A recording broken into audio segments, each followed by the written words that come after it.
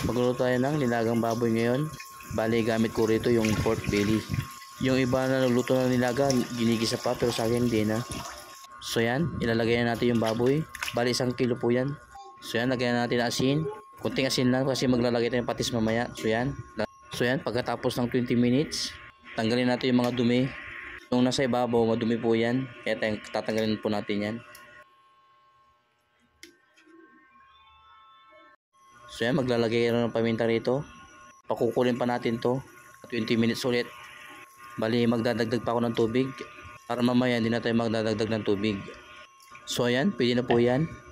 Ilalagay natin yung pork cubes at saka sibuyas. Bali 3 sibuyas na nilagay ko rito para mas masarap.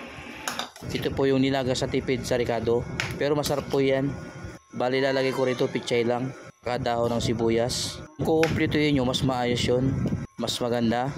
Bali ang kulang natin dito, mais, repolyo, saka patatas, saka saging. Pero pag kinumpleto natin yun, nasa halagang 500 na yung gastos natin.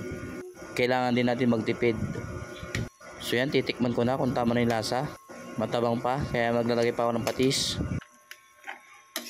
So yan, malambot na yung karne natin. Lalagyan natin yung pichay. Bali bumili na ako ng 10 pisong pichay.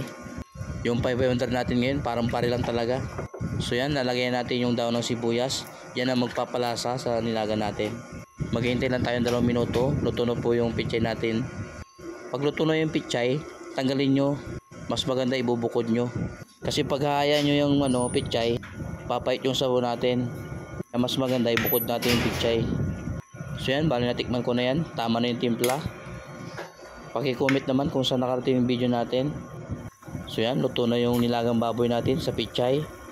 Maghiwala ako ng sili, kalamansi. Mas masarap kasi yun, sabaw. So yan, ito yung pinis na natin. Kain tayo.